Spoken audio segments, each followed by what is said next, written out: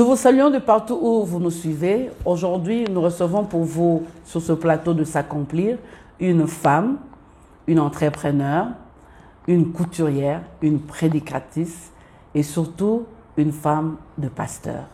Bonjour Maman Doudou Djunga.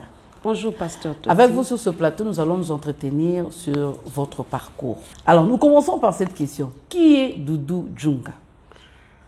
Merci. Je suis servante de Dieu,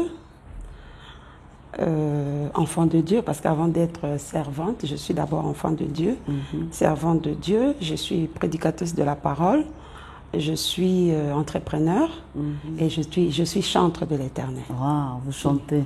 Wow. Alors, parce que vous avez dit que vous êtes enfant de Dieu, vous avez rencontré le Seigneur, c'était comment, c'était quand, c'était où? On voulait un peu savoir plus votre expérience, votre rencontre avec Dieu, comment ça s'est passé. Merci beaucoup. Ça, c'est une belle expérience que j'ai faite. C'était à l'âge de 12 ans. J'ai mené ma vie comme toute jeune fille. Et une fois, je me baladais dans le quartier et j'ai rencontré l'apôtre Roland Dallon. J'avais 12 ans à l'époque. Déjà avant, j'étais à l'église catholique. Après, j'étais à Nzambe Malamu. Je chantais à la chorale, mais j'étais encore païenne. Et je faisais des mauvaises choses tout en étant choriste. Alors, à 12 ans, je me baladais. J'allais rendre visite à une amie dans le quartier. J'ai rencontré l'apôtre. Et il m'a adressé la parole. Bonjour, bonjour. Et on commençait à faire route ensemble. Et il a commencé à m'annoncer l'évangile. Il m'a parlé de Jésus. Là, vous ne le connaissez pas? Je ne le connaissais pas. Bon, il s'est présenté, hein, qu'il était dans le quartier. Et il est enfant de Dieu. Il m'a parlé de Jésus. Déjà, j'ai commencé à sentir mon cœur battre. Parce que selon moi, je voyais que je servais le Seigneur, entre guillemets. Et je chantais à la chorale. J'étais même dirigeante. Mais malgré tout cela, je vivais encore dans le péché. On est arrivé jusqu'à la maison et on était assis. Il a commencé à me parler de Jésus, que je devais donner ma vie à Jésus et que Jésus m'aimait et qu'il a un plan merveilleux pour moi et que si je ne donnais pas ma vie à Jésus, je risquerais de passer outre ma destinée. Ainsi de suite, ça me touchait. Et puis après, j'ai accepté le Seigneur, je lui ai donné ma vie, j'ai demandé à Jésus d'entrer dans mon cœur, d'être mon Seigneur et mon Sauveur. Et puis il est parti, et puis il m'a invité à l'époque à la cellule qui est devenue aujourd'hui l'église que nous dirigeons. À l'époque, c'était la cellule de la Borne. Il m'a invité, je suis allée là-bas et j'ai rencontré des jeunes merveilleux qui servaient le Seigneur avec zèle, qui priaient terriblement, qui craignaient surtout les seigneurs. Et là, j'ai vu la différence entre les jeunes de là où je priais, parce que j'étais à la chorale et il y avait la saleté terrible. Les filles se prenaient entre eux, des garçons, tout ça. En tout cas, c'était vraiment pas bien. Mais là, j'ai rencontré des jeunes qui craignaient le Seigneur et je me suis dit, vraiment, je dois m'engager. Et je suis restée dans cette cellule. Et j'ai commencé à servir le Seigneur, très zélé à l'intercession. À l'époque, je chantais avec le pasteur Blaise Sakila. Et je suis entrée à la chorale de l'église de la Borne. Et voilà, c'est depuis 1989, 33 ans, je crois. Oui. Wow, 33 ans. Alors, votre expérience, elle est tellement merveilleuse.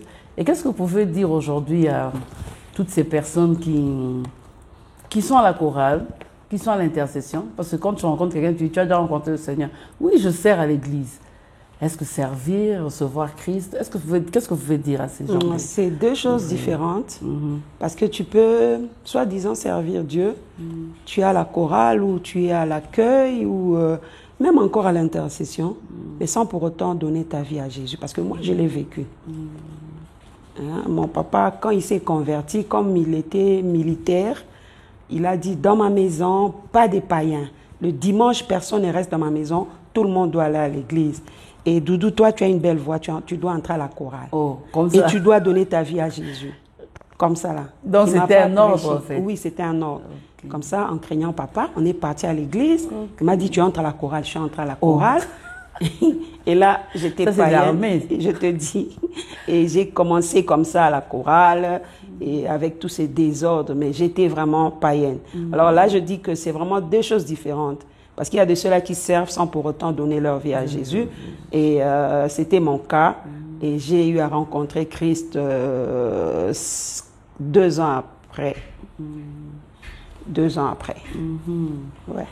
Ouais, parce qu'il y avait une question ici, alors je me suis dit, comment vous avez rencontré votre mari? Parce que celui qui vous a amené au Seigneur, aujourd'hui, il est votre beau-frère. La petite soeur, je ne la connaissais pas. Alors, comment vous avez finalement rencontré? Alors là, la cellule se passait dans leur parcelle familiale. Okay. Et mon mari n'était pas sur place, il était à Kisangani, à l'université, il était allé étudier. Et là, on avait comme berger l'apôtre à l'époque, frère Roland Dallot. Et il était notre berger, il y avait d'autres encadreurs. Et voilà, j'ai évolué comme ça. Et quand mon mari, à l'époque, frère Rémi, il est revenu de Kisangani, et il était aussi zélé pour le Seigneur. Et à l'époque, le pasteur Roland avait maintenant des responsabilités à la borne. Il était plus à la borne qu'à la cellule. Donc, on est resté avec le frère Rémi Djunga. Et bien qu'il était notre berger à la cellule, il était encore notre responsable de l'orchestre GEC. Parce que, comme je vous ai dit que j'étais vraiment très zélée pour le Seigneur, j'étais à la chorale de la bande, je chantais avec le feu pasteur Blaise, et j'étais encore à la cellule, plutôt à l'orchestre de la cellule. Et l'orchestre de la cellule, c'était mon mari qui dirigeait. Et là, ça fait on s'est rapprochés, et on m'a aussi adopté comme, on appelait l'équipe comité consultatif, on dirait. Et on nous a pris comme des personnes qui vont devenir des encadreurs. Et là, on entrait dans des retraites et j'étais avec lui, on se rapprochait davantage. Et voilà, et un jour, il me dira que il sent que commence à m'aimer et que Dieu voulant, on va se marier. Wow. Voilà, c'était comme ça. Wow. En tout cas, c'est une belle histoire. Et pourquoi avoir épousé un serviteur de Dieu? C'était votre rêve? Franchement, oui. Hein. Ok, c'est rare. Non, moi, c'était vraiment... Moi, je me disais, Seigneur, j'aimerais épouser un homme de Dieu, quelqu'un qui te sert, un pasteur. Voilà, c'était mon rêve. Mais j'ai aussi appris après que c'était aussi dans la pensée de Dieu. Parce qu'après, Dieu me dira que mon ministère ira de pair avec celui de mon mari. Voilà, c'était mon rêve et Dieu l'a exaucé. Le ministère de pair avec votre mari, bon, qu'est-ce que vous pouvez dire de ces ministères? Bon, la femme est appelée à la politique, le mari est appelé... Est-ce que ce genre de ministère peut exister? Ce genre de couple peut exister? Et si ça existe, comment la femme peut faire pour aider le mari? Bon, moi par exemple, comme je dis, d'abord c'était la musique. C'était d'abord la musique que j'avais. Et quand Dieu me parlait que ça va aller de pair, je voyais plus la musique. Okay. Mais au fil des années, j'ai compris aussi que j'ai la parole de Dieu en moi. Je prêche la parole, donc je le soutiens dans le ministère de la parole. De temps en temps, je prêche et je chante, je conduis la louange et l'adoration à l'église. Avant de diriger le département des femmes, je dirigeais la chorale. Et c'est après que je devais prendre le département des femmes. J'ai dû laisser la chorale à une autre personne. Et voilà. Et dans l'entrepreneuriat, je suis aussi dedans et nous travaillons aussi ensemble. Pouvons-nous dire aujourd'hui que Maman Doudou est une femme accomplie? Bon, je dirais oui. Certainement, sincèrement, quand je réfléchissais à cette question, je me dis que nous ne sommes pas encore arrivés. Nous courons vers la perfection. Mais humblement, je peux dire que voyant la manière dont Dieu me conduit jusqu'aujourd'hui, je suis une femme accomplie. Mais nous continuons à courir encore. On n'est pas encore totalement arrivé. Merci. Oui, la perfection, c'est Jésus lui-même. Oui. Alors, dans votre parcours, quelles sont les difficultés que vous avez rencontrées en tant qu'épouse, en tant que mère? Et ça a été facile? Est-ce qu'aujourd'hui, vous pouvez regarder une jeune fille pour lui dire « Viens dans le mariage », c'est toujours, on rigole matin, midi, soir. En tout cas, ça c'est une très belle question. Je dirais d'abord que la vie chrétienne en soi n'est pas facile. Comme je vous ai dit que j'ai connu le Seigneur, c'est à 14 ans que j'ai donné ma vie à Jésus. 14 ans, donc si je peux faire des calculs, c'est 30 quelques années. J'ai donné ma vie à Jésus Et j'ai cheminé avec le Seigneur. C'est à 18 ans que mon mari m'a demandé la main. Et c'est à 23 ans qu'on s'est mariés.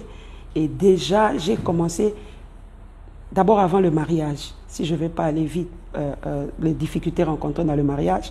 Pendant ma jeunesse, quand j'ai donné ma vie à Jésus, déjà, ce n'était pas facile. Parce que papa déjà s'est converti avant. Il a connu ses épreuves. Quand vous êtes enfant dans une famille, c'est le parent qui prend la charge de toute la famille. Et quand papa commence à connaître des épreuves, il quitte la banque là où il était. On avait déjà des difficultés. Donc ça m'arrivait quelquefois, je commence un jeûne, il fallait que je clôture le soir. Mais comme il n'y a pas à manger, je continue et ainsi de suite. Je me souviens une fois, j'étais tellement maigre que je disais, ah Seigneur, est-ce que vraiment tu ne peux pas faire que je grossisse un peu? J'ai entendu Dieu me dire, oh Lemba Mouneni. Je n'oublierai jamais cette phrase. Et aujourd'hui, quand j'ai fait des régimes, je me rappelle toujours de ce que Dieu m'avait dit. Et nous, on était à la borne à Lupin. Ça arrivait quelquefois aussi que tu pars à l'église, tu n'as pas une belle chaussure, tu n'as pas des beaux habits. Et à la borne à Lupin, il y avait quand même des personnes qui s'habillaient très bien. Mais on continuait avec le Seigneur. Déjà, il y a eu cette difficulté-là que j'ai rencontrée pendant ma jeunesse, mais j'ai persévéré. Et quand j'ai rencontré mon mari, on s'est mariés. Et là encore, nous avons connu beaucoup d'épreuves. Donc, je dis que le mariage est très bien. J'encouragerai les filles à se marier. Mais sans oublier qu'il n'y a pas que des roses dans le mariage. Il y a aussi des temps difficiles. Nous avons eu notre premier enfant, deuxième enfant, et on évoluait bien. Certes, le pasteur aussi n'avait pas beaucoup d'argent. Quand on s'est marié, il avait un salaire de $50. Donc, juste, vraiment, c'était juste. Et c'était pas facile, mais vous savez, quand il y a l'amour, ça couvre tout ça. En fait, je sentais même pas cette difficulté-là. Donc, je sentais quand quelqu'un, et quand il revient à la maison avec le peu, avec l'amour, donc ça couvrait tout ça. Mais ce qui m'avait beaucoup fait souffrir, donc je peux parler de l'épreuve, c'était la perte de nos 2 enfants. On a eu les 2 enfants, un garçon et une fille. Et quand le garçon a eu 2 ans, il était le premier à mourir. Et c'était pas facile. 1 mois après, juste 1 mois, on a perdu sa petite sœur. On n'avait que les 2 enfants. Et à l'espace de 1 mois, on se retrouve 2 enfants. Vite. Oui. Mais je me rappelle que quand Ils étaient malades? Bon, le premier n'était pas malade, le second était malade. Le premier, là où on habitait on était locataire, et le petit jouait souvent à la grande maison. Nous, on était à l'annexe. Et je me souviens, cette nuit-là, nous étions à la veillée. C'est moi qui avais conduit l'adoration. C'était fort. Il y avait une onction terrible. Je rentre à la maison et j'ai fait ce que je devais faire. Et j'ai dit que je me repose un peu. Et l'enfant était allé jouer chez le bailleur dans la grande maison. Et là, il est monté. C'était un garçon. Il était vraiment très bouillant. Il est monté à la cuisinière. Il a touché. Je ne sais pas comment l'eau s'est renversée sur lui. J'ai entendu juste là où j'étais endormie un cri. J'ai sursauté. Je suis allée là où il était. Je l'ai pris, on est allé à l'hôpital, c'était vers le matin et le soir, il est parti. C'était dur, le temps de vouloir se consoler un peu. 1 mois après, sa petite soeur qui était malade, il a fait une crise. On est parti à l'hôpital, elle aussi, elle est partie. J'en parle maintenant un peu calmement, mais le temps passé, je n'arrivais pas à en parler vraiment. Alors, on s'est mis à chercher Dieu, comme la Bible dit, au jour du malheur, réfléchis, et au jour de joie, de bonheur, réjouis-toi. Et on s'est mis à chercher l'Éternel, et là, nous avons constaté qu'il y avait des alliances. Vous savez, il y a certains enfants de Dieu qui croient que quand on est enfant de Dieu, il n'y a pas de réclamation, il n'y a pas quelque chose qui peut t'empêcher d'accéder dans des dimensions élevées. Mais je vous assure, maman pasteur, que quand il y a des alliances que vous avez contractées, tant que vous n'avez jamais brisé ces alliances, ça vous réclame. Et là, mon mari est parti dans leur famille, ils ont fait des prières et il reviendra pour me dire que il y avait des pactes qui étaient contractés dans leur famille qui a réclamé la perte de nos 2 enfants. Les autres n'ont pas été frappés. Ils ont eu quand même des combats. Je n'entre pas là-bas, je parle ce qui me concerne. Mais quant à nous, c'était la perte de ces 2 enfants. Et ils ont brisé ces alliances. Et le problème est que leur papa était malade. Il s'était allé dans la maison d'une femme, je ne sais pas, Bikoudi, je ne sais pas comment on les appelle ici. Alors là, la femme tuait la poule avec ses paroles. Elle tient juste le couteau. Elle tape sur la poule. C'est une réalité. Hein? Et la poule s'est étouffée jusqu'à mourir. Non, elle ne tapait pas sur la poule. Elle tapait par terre. Et là où la poule était, s'est étouffée jusqu'à mourir. Et ils ont préparé la poule à minuit avec des lumba-lumba, je ne sais pas comment on appelle ça ici. Ils ont mangé toute la famille et papa était guéri. Donc papa était à 2 doigts de la mort. Après ces cérémonies, papa s'est rétabli. Alors pour eux, c'était fini. Or, selon la révélation qu'ils ont reçue, la femme disait, sauvons ce papa et on va récupérer dans la famille. Alors, c'est ce qui a fait qu'il y a eu ces 2 pertes. Ils ont brisé cela, ils ont prié, ils ont arrêté cela, ils ont annulé cela. C'était vraiment une nuit dans la prière avec toute la famille. Et quand il est revenu, c'était la victoire. Et après cela, Dieu nous a restaurés. Nous avons maintenant 3 enfants. L'aîné a déjà 22 ans, marié. Et le second est à l'université au Maroc. Et le cadet, Obed, il a 15 ans. On est restauré. Donc, le mariage n'est pas facile. Là, je vous partage notre expérience. Et financièrement aussi, après ce temps des prières, nous avons vu Dieu nous ouvrir. Et financièrement, spirituellement. Et nous avons été restaurés aussi. Nous avons eu d'autres enfants. Et aujourd'hui, on est bénis. Comme je dis toujours que nous continuons à courir vers la perfection. On n'est pas encore arrivé. Mais sinon, Dieu nous fait grâce. Alors, un mot pour dire à cette femme qui se fatigue, qui traverse peut-être des difficultés, elle veut partir, elle dit j'en ai assez. Seigneur, ce n'est pas comme ça qu'on s'était entendu. Qu'est-ce que tu peux dire à cette femme dans l'épreuve dans le mariage? À ces femmes qui se découragent par rapport au mariage, elles doivent se souvenir de l'alliance qu'elles ont faite quand ils se sont mariés. Parce que quand on se marie, on s'unit pour la vie. On s'unit pour la vie et on va devant la famille, devant Dieu, son Église et devant l'État. Donc, elle doit se souvenir de cela et prendre courage. La vie en couple n'est pas facile.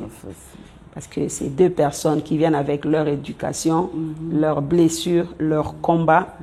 Parce qu'on voit la personne, mais derrière la personne, il y a beaucoup de choses spirituelles que peut-être lui-même n'a pas encore décelées.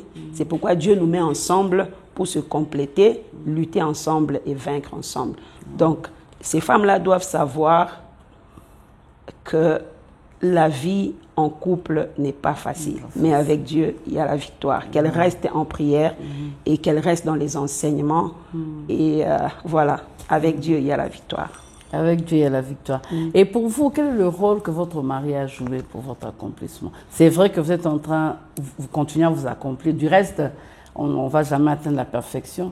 Mais dans ce que vous êtes en train de faire, quel est le rôle que votre mari a joué? En tout cas, mon mari a beaucoup fait. Quand on s'est rencontrés, on s'est mariés, je chantais, comme je vous ai dit, j'étais à la chorale de la Borne, j'étais à l'orchestre GEC, je chantais avec le feu pasteur Blaise. Mais je ne savais pas que je pouvais aussi composer des chants, écrire et tout, je ne savais pas. Et je ne savais pas aussi que je pouvais aussi prêcher comme je prêche aujourd'hui. Oui, ça m'arrivait quelquefois de conduire les ateliers dans la cellule. Et une fois, on m'avait donné à prêcher, les gens avaient dit que c'était bien, mais je ne savais pas que c'était aussi grand. Alors, lui, il m'a aidé d'abord à me dire que tu peux composer. Je dis, ah, c'est vrai, oui, commence, essaye, tu vas voir. Et j'ai commencé, j'ai fait ma première chanson, 2e, 3e, et je crois que le dimanche encore, j'ai chanté ici, vous avez sûrement aimé, j'ai vu l'église. Et il y a des chansons sur YouTube. J'ai fait déjà 4 albums.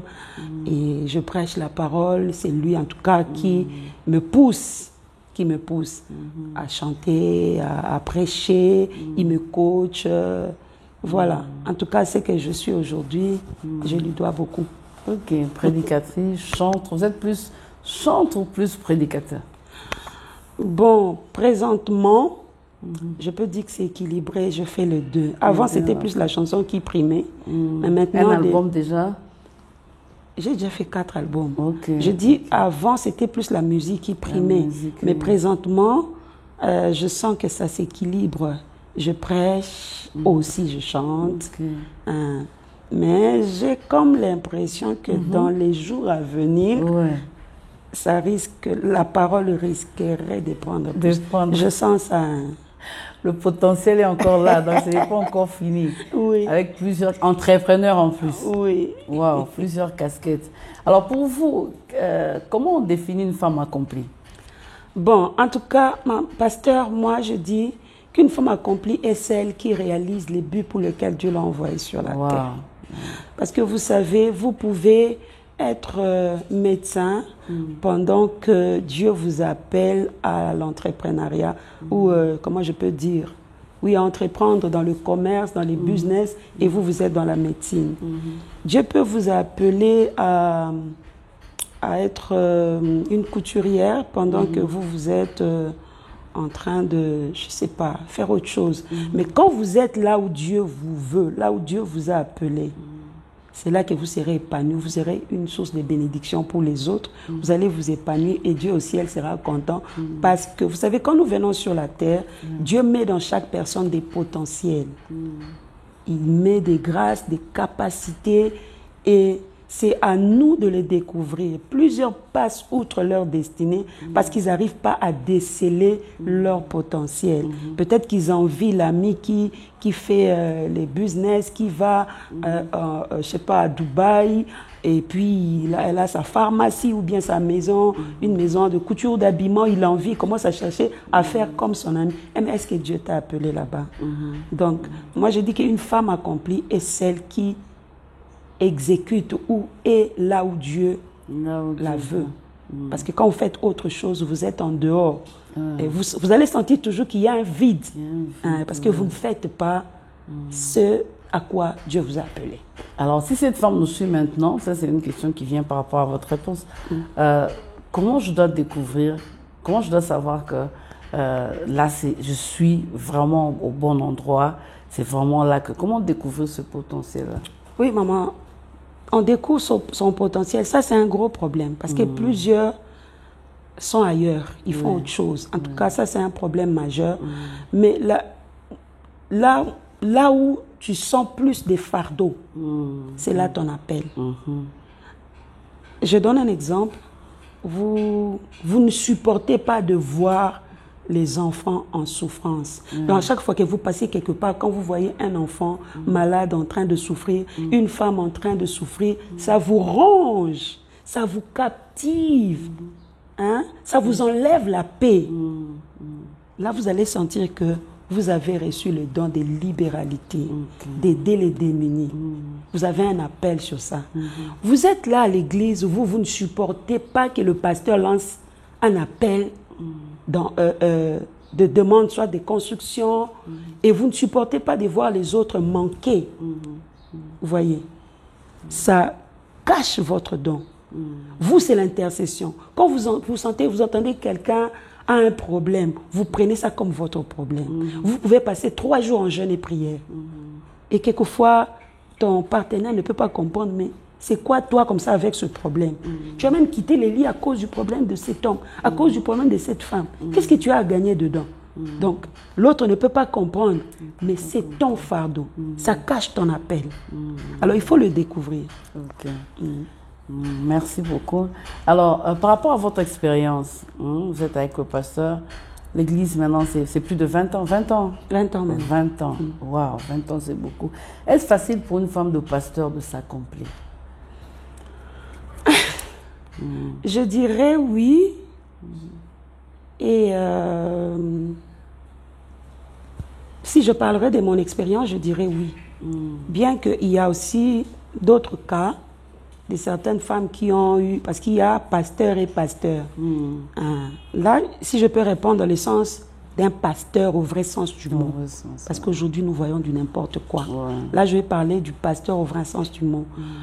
Je dirais que c'est facile, bien qu'il y a aussi des contraintes, quelques difficultés, mais bon, parler de facile, peut-être, c'est pas le mot qu'il faut. C'est possible. C'est possible. Facile, je trouve pas le mot approprié. Je parlerai plutôt que c'est possible d'être accompli aux côtés d'un homme de Dieu. Je dirais cela pourquoi? Parce que c'est un homme qui écoute Dieu. C'est un homme qui craint Dieu. C'est un homme qui te soutient dans la prière. C'est un homme qui t'aime, qui te trompe pas, qui t'apaise. Voilà. Parce qu'il est là. Parce que vous pouvez avoir reçu un appel comme lui. Mais s'il est un mauvais, il peut commencer à vous empêcher.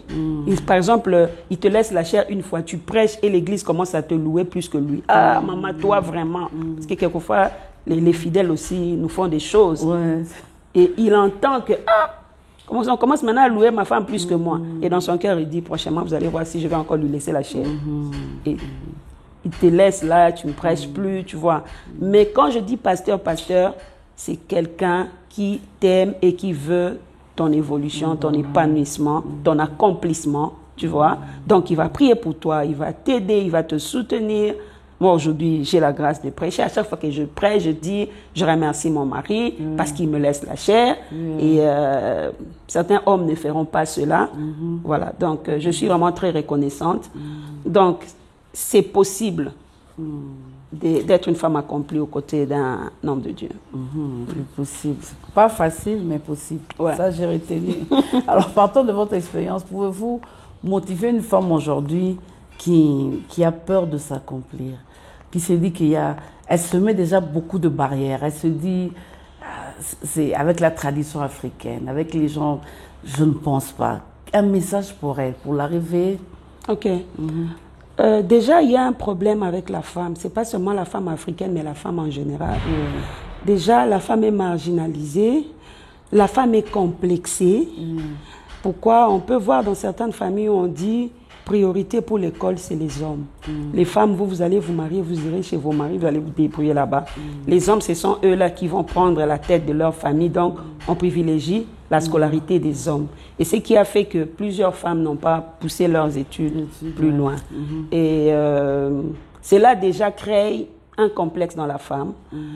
Et il y a certains hommes même qui diminuent leur femme.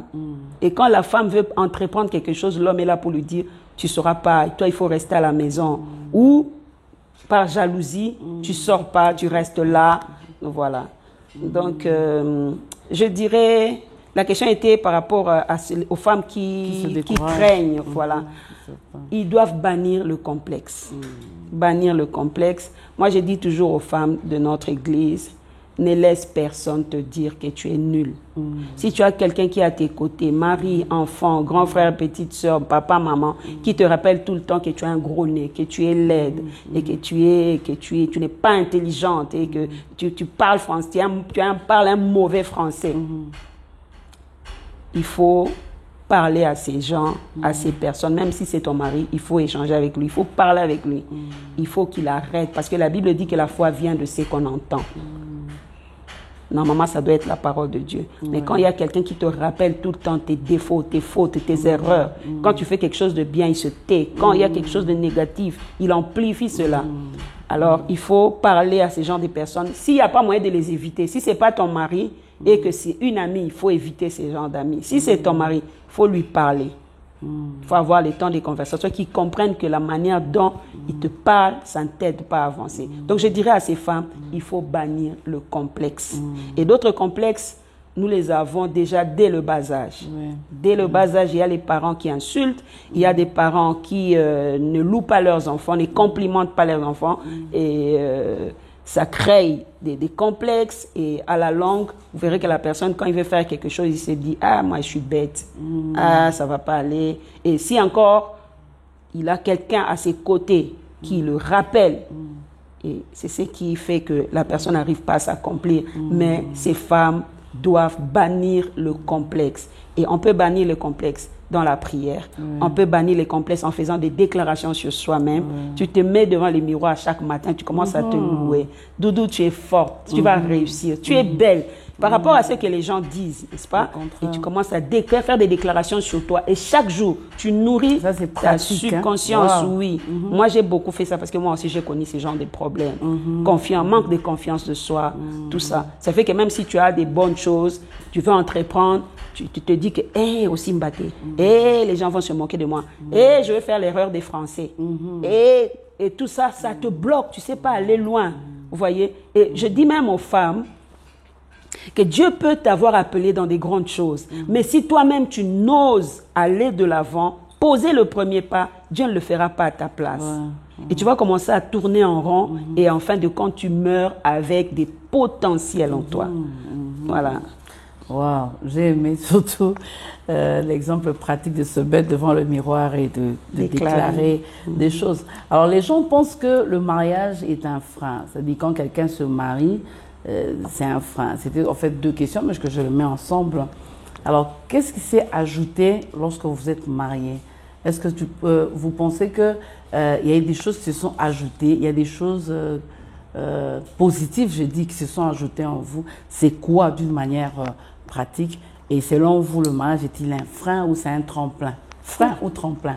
Franchement, le mariage n'est pas un frein. Moi, c'est à partir du mariage que j'ai pu me connaître.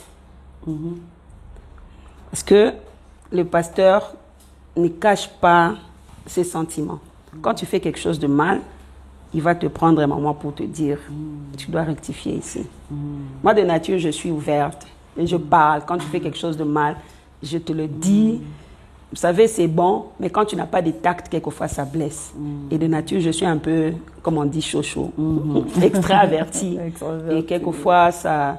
Alors, il me ramenait tout. Quand tu as quelqu'un à tes côtés, là, je parle du mariage, qui te connaît, la manière dont tu ronfles, la manière dont tu te comportes, la manière dont tu pries. Quand tu baisses dans la prière, il sait que celle-ci a baissé. Et quand tu es fort dans la prière, il sait que tu es fort. Tu vois? Alors, moi, je dirais que quand tu as quelqu'un qui te connaît comme ça, qui te surveille comme ça, qui t'aide, même la Bible dit que deux valent mieux qu'un. Comment je peux dire que le mariage n'aide pas à l'accomplissement? Le mariage aide à l'accomplissement. Moi, mon mari m'a beaucoup aidé par rapport à mon caractère. Hein, par rapport à mon caractère. Il m'a beaucoup aidé par rapport à l'estime de soi. Il me conseillait tout le temps, non, ça va aller.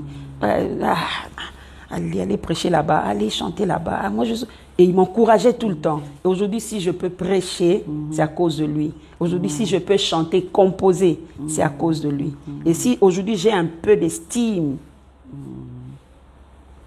c'est à cause de lui. Vous voyez? Donc, moi, j'ai dit, en tout cas, le mariage m'a beaucoup aidé. Je crois en moi aujourd'hui, j'avance, je peux entreprendre. Même dans moi, je suis dans le marketing relationnel. On sait toucher des personnes, coacher des personnes et aider les personnes à avancer. C'est le leadership. C'était caché en moi, c'est lui qui m'a aidé. En tout cas, si je gagne un peu l'argent dans ce que j'ai fait, c'est à cause de lui.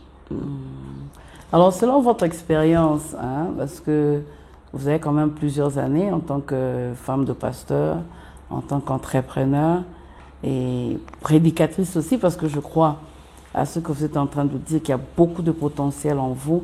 Qu'est-ce qui décourage souvent la femme? Il y a beaucoup de choses qui découragent la femme. Et la première des choses qui décourage la femme, c'est les personnes qui l'entourent. Là, je parlerai souvent le mari. C'est pourquoi je dirais aux jeunes filles qui veulent s'engager à faire très attention. Parce que vous savez, vous pouvez vous engager avec une personne qui tue votre destinée. Qui tue totalement votre destinée. Vous êtes appelé à des grandes choses, mais vous vous retrouvez en train de préparer le foufou et de faire les enfants point barre. Okay. Les hommes n'aiment pas entendre ça, mon pasteur. Elle doit faire très attention, bien écouter Dieu. Ne pas se laisser emporter par des sentiments. Oh, il a l'argent, et c'est un beau gars. Hey, la beauté là, ça va finir à un moment. il faut prier Dieu, écouter Dieu. Moi, je me souviens quand j'ai prié pour mon mariage, il y avait 4 hommes qui étaient venus me demander la main, sérieusement, des serviteurs de Dieu. Bon, certes, il y avait un pasteur, un autre conducteur de louanges, que vous connaissez, je ne cite pas le nom, et 2 autres des employés, hein, des hommes chrétiens. Mais tellement que moi-même, je savais que j'aimais l'homme, je devais épouser un homme de Dieu par rapport à ce que je demandais à Dieu, et Dieu me l'avait confirmé. Donc les 3 autres là, déjà, c'était un signe pour moi. Mais je ne leur avais pas dit non du coup. Je suis encore entrée dans la prière. Et je priais, Seigneur, mieux vaut pour moi ne pas me marier qu'épouser quelqu'un qui n'est pas l'homme de ma vie. Et j'étais sincère dans mes prières. Quand les 4 sont venus, quand je me suis prière, hein? Oui, quand je me suis mise en prière, Dieu m'a dit clairement, chère jeune fille, priez, cherchez Dieu. Ne vous engagez pas avec n'importe qui. J'ai vu les 2 employés là. J'ai vu un avec des lèvres des grosses lèvres comme ça. Là, j'ai compris qu'il n'a pas une bonne bouche. Okay. Et c'était facile pour moi déjà parce que je savais que il n'est pas dans le ministère. L'autre là, je l'ai vu avec un pied cassé ou tous les 2 pieds cassés. Wow. Je l'ai aussi disqualifié. Et j'étais restée avec les 2 autres. Mon mari actuel et le conducteur de louange. Conducteur de louange, il était très brillant. Il chantait avec nous à l'orchestre. Un beau gars. Mais quand j'ai prié, je sentais qu'il était en train de se dévaluer dans moi petit à petit. Donc je sentais que l'amour n'augmentait pas. Et je priais. Et avec la parole que j'avais reçue dès le départ, que mon ministère ira de pair avec celui de mon mari et que ce sera un homme de Dieu. J'avais déjà beaucoup de signes. Donc c'était clair pour moi de lui dire, malgré tu as de l'avenir, tu brilles à l'université, tu viens de finir, tout ça. Mais je sens que c'est l'autre, comme il se connaissait aussi. Ok. Donc il savait qu'ils attendaient la réponse. Dieu l'a béni aujourd'hui, il est béni là où il est, nous aussi on est bénis. Voilà, il faut écouter Dieu. Il faut écouter, il ne faut pas chercher l'argent. À l'époque, mon mari était pasteur stagiaire avec un petit $50. L'autre là venait de finir à l'université et il était déjà bien positionné. Vous sentez que... Et je ne me trompais pas parce que je vois aujourd'hui que Dieu l'a aussi béni, mais je vois que je me sens accomplie, heureuse et épanouie avec l'homme de ma vie. Faut prier. Les jeunes filles, il faut prier. Mais vous n'avez pas commencé avec les 4 parce que les jeunes filles aujourd'hui, même à l'église, ils le font. Hein? Donc, ça dit il reste avec les 4 et puis à un moment, il est avec l'autre, un moment, il est l'autre. Non. Oui, c'est toujours un conseil qui peut aider parce qu'on voit ça de nos jours. Non, moi, ils étaient vraiment tous loin de moi. C'était seul, moi, avec Dieu. Okay. Une jeune fille a compris. Alors, c'est vrai que lorsque la femme s'accomplit, la première mission de la femme, c'est qu'elle puisse être une aide pour son mari, pour aussi que son mari puisse s'accomplir, n'est-ce pas? Alors, quel est votre apport dans le ministère de votre mari? Dans le ministère de mon mari, j'apporte beaucoup. Hein. J'apporte beaucoup. D'abord, vous savez, quand un homme n'est pas épanoui sexuellement, il est déséquilibré. Déséquilibré, il ne saura rien faire parce que tout part de là. Hein? Si vous allez dans la chambre, il va sortir de la maison colérique. Une femme t'écoute, hein? Colérique. Et moi, je dis toujours, un homme affamé peut aller manger n'importe quoi. Donc, je m'assure d'abord que dans la chambre, tondi bien allié, bien tondi. Donc, quand ils sortent, il est rassasié. Ça, c'est la première des choses. Deuxièmement, la prière. Je prie beaucoup pour mon mari. J'ai prié beaucoup pour mon mari. Et ça m'arrive quelquefois, j'entre dans la prière, je suis en train d'intercéder pour lui. Quand je cherche à prendre d'autres sujets, je sens que je suis là. Je parle en langue, tu cherches à changer des sujets, tu es toujours là. Et je le soutiens beaucoup dans la prière. Et à part la prière, je sais prendre soin de lui en tant qu'homme pour qu'il soit toujours beau. Je veille sur ses habits, je veille sur tout ce qui est lui en tant qu'homme, qu'il soit présentable, sa nourriture, qu'il ne mange pas n'importe quoi, sinon il risquera de mourir tôt et me laisser veuve. je vais en tout cas, comme lui n'aime pas des surgelés, je prépare pas ça. Il n'aime pas des trucs à chimiques dans la nourriture. Je mets pas et je veille sur son alimentation, sur son accoutrement et au finish, je le soutiens dans son ministère. Comme lui me soutient dans mon ministère, moi je le soutiens dans son ministère. Je suis là, je veille spirituellement et je veille physiquement. Parce qu'il y a d'autres jeunes filles qui ont des mauvaises intentions. Donc de temps en temps, j'entre dans son bureau, je regarde et c'est très important. Là, il faut le tu dire. peux avoir confiance à ton mari, mais la confiance n'exclut pas le contrôle. Oui, parce que lui ne peut pas avoir l'intention de chuter. Or, il y a déjà alors il faut veiller sur tout ça. Et voilà, je le soutiens dans le ministère, dans la parole et dans le conseil, quelquefois. Par rapport à la parole, par rapport à la louange et l'adoration. Donc, dans son ministère, je suis là. Je suis là. Alors, selon vous, est-ce qu'une femme doit obligatoirement s'impliquer dans la vie de l'Église? Je dis ça parce qu'il y a d'autres femmes qui se disent, bon, moi, il est appelé, ben moi, je travaille, et puis je suis fatiguée, et puis, et surtout si elle apporte quelque chose. Bon, moi, voilà, je crois qu'en tant qu'enfant de Dieu, en tant qu'enfant de Dieu, même si tu n'es pas appelé dans le ministère, mais l'Église, ce n'est pas l'Église d'abord de ton mari, c'est l'Église de Jésus-Christ. Si Jésus-Christ est ton Seigneur, tu es censé mettre ta main dans la pâte pour faire avancer l'œuvre. Mettons d'abord même ton mari là à côté. Mais toi, en tant qu'enfant de Dieu, tu ne vas rien faire pour ton Seigneur. Non, nous sommes sauvés pour servir. Et hormis ça, comme c'est ton mari, tu ne vas pas accepter que ton mari commence à prêcher façon, comme disent les Ouest-Africains. Non, tu aimerais que ton mari prêche avec impact. Alors, tu es censé le soutenir dans la prière. Tu es censé le conseiller quand tu sens qu'il a dit quelque chose de pas bien. Tu es censé le soutenir, voilà.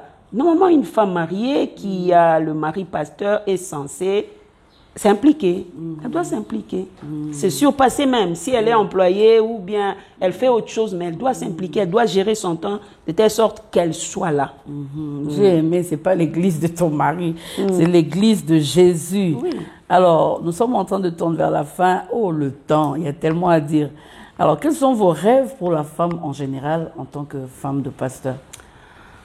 En tout cas, pasteur, moi, mon rêve est que les femmes en général bannissent le sous-estime. C'est un problème majeur dans la femme. Je lutte avec les femmes de notre église. Vous allez sentir, même si elle fait semblant, est-ce que vous pouvez vous rendre compte que quelquefois, quand on fait des ateliers à l'église, vous savez, quand on dit, on va partager sur Jean chapitre 1, et que chacune puisse lire 2 chapitres. Il y a d'autres, tellement qu'elle ne sait pas lire, elle manque, j'ai un problème des yeux. Ok. Oui. Tu vois? Il y a un problème de complexe, il y a un problème de la formation. Plusieurs femmes ne sont pas formées. C'est ce qui crée en elles-mêmes le complexe. Ils n'ont pas fait de longues études, elles ne sont pas formées. Moi, je dis, même si tu n'as pas étudié, aujourd'hui, tu peux te former. Même avec l'Internet. Par l'Internet, tu peux te former. Mais les femmes préfèrent se cacher, développer le complexe. Comment Dieu va se servir de toi? Et c'est pourquoi, quelquefois, tu dis à la femme, c'est toi qui vas modérer. Hé, maman. Moi, je ne saurais pas. Tu ne sauras pas pourquoi, en te voyant, je sens que tu peux bien modérer. Non. Maman, tu peux exhorter. Non. En train de faire le partage, c'est ton tour de lire. Non. Et j'ai un problème des yeux. Et maintenant, nous allons partager. Et je ne saurais pas. C'est que je voulais dire, elle a déjà dit ça. Tu vois. Donc, moi, je dis que le problème majeur de la femme en général, c'est ce complexe-là. C'est très fort en Afrique, mais c'est un problème général. Que la femme puisse croire en elle, oser, avancer, commencer à lire, même si tu n'as pas étudié, petit à petit. Et l'Internet, aujourd'hui, nous sommes au 21e siècle, les femmes, ne fût-ce que WhatsApp, ne fût-ce que... bon, quand je dis WhatsApp, c'est pas pour aller se divertir, n'est-ce pas? Sur Facebook, il y a des choses quand même instructives. Tu peux aller, tu t'instruis, chercher des programmes, des formations, comment se coiffer ou comment cuisiner, vous voyez. Donc, si je peux être bref par rapport à la question que tu m'as posée, que la femme se forme, que la femme bannisse le complexe. Ouf, on est à la fin. Alors, un message, parce que nous avons parlé aussi de la jeune fille qui doit entrer dans le mariage. Un message pour cette jeune fille. Pourquoi ce message? Parce qu'elle se dit, j'ai tellement de rêves, si je me marie, est-ce que ces rêves vont se réaliser? C'est-à-dire un message à 2 volets pour elle par rapport au mariage et par rapport à la réalisation de ses rêves. Voilà, pour cette jeune fille, je t'encouragerai à te marier. Si le mariage n'était pas bon, Dieu n'allait pas instituer cela. Si Dieu a institué le mariage parce qu'il sait que ce soit l'homme ou la femme, vous allez vous accomplir ensemble. Parce que seul, même la Bible dit qu'il n'est pas bon que l'homme ou la femme soit seul. Donc, n'hésite pas, seulement suis mon conseil, ne t'associe pas à n'importe qui. Ça, c'est le gros problème. N'hésite pas, prie le Seigneur, que Dieu te donne un mari et l'homme qu'il a prévu pour toi. N'hésite pas. Je ne dis pas qu'il n'y aura pas de difficultés dans le mariage. Il y en aura, mais avec Jésus, tu vas vaincre. Parce qu'à genoux, on peut toujours vaincre. Avec Jésus, tu vas vaincre. Merci, Maman Doudou Djunga. C'était un plaisir pour nous de vous recevoir. Surtout moi. J'ai beaucoup bénéficié. Le premier jour, quand je suis arrivée à l'église, je t'ai vu en train de prêcher. J'ai dit, waouh, Dieu, tu es merveilleux. Ça faisait 20 ans, je crois, qu'on était à la parole de vie. Tu étais juste à l'intercession. Mais la prédication que j'ai entendue, j'ai dit non, non, non, non, non. Vraiment, je bénis Dieu pour vous. J'ai regardé l'église, la construction. J'ai vu le pasteur, le travail que vous êtes en train de faire ici, le nombre des membres que vous avez. Je vois combien ils sont bénis. Je dis gloire à Dieu. Amen. Et j'ai beaucoup bénéficié de tout ce que je vois. Je crois que je vais prendre certaines choses que je vais amener chez nous aussi. Pourquoi pas? Alors, Maman Doudou, on est à la fin de notre émission. Ah, j'étais tellement édifiée, enseignée au même moment. Alors, y a-t-il un message, quelque chose de particulier que vous aurez pu dire qui n'était pas dans les questions qu'on vous a posées tout à l'heure? Donc, j'ai plein de choses parce que j'ai vu comme si le temps était court. Ouais. J'ai beaucoup de choses. Mais je veux dire à une femme que sans Jésus, tu ne pourras pas t'accomplir. Donc, si tu es païenne, tu n'as pas Jésus en toi, invite Jésus dans ton cœur comme ton Seigneur et ton Sauveur. C'est lui qui va t'aider à t'accomplir. Ça, c'est la première des choses. La deuxième des choses, je vais dire à une femme, là, je parlerai surtout à des femmes mariées. La bonne manière d'avoir son mari avec soi à la maison et de l'aider à ne pas voir ailleurs, je parlerai de la propreté. Je parlerai de... À part la propreté, fais tout pour que tu puisses toujours attirer ton mari. Parce que souvent, qu'est-ce qui se passe avec nous, les femmes mariées? Et surtout nous, les femmes pasteurs, les femmes serviteurs de Dieu, ou les femmes qui ont des hommes qui craignent Dieu. Oui, il n'ira pas ailleurs, il est là. On est sûr, quoi. Très sûr. Non, il n'ira pas ailleurs. Je dis quelque chose. Ton mari ne peut peut-être pas vouloir aller ailleurs, mais le diable est très subtil. Il va lui créer des choses par rapport à ce que toi tu manques, par rapport à ce que toi tu ne lui fais pas, pour chercher à contourner ses regards. Donc nous devons veiller. Ça, c'est vraiment un message que je lance à une femme mariée. Fais-toi toujours belle, sois toujours propre, que ton mari, que tu sois le seul à attirer ton mari.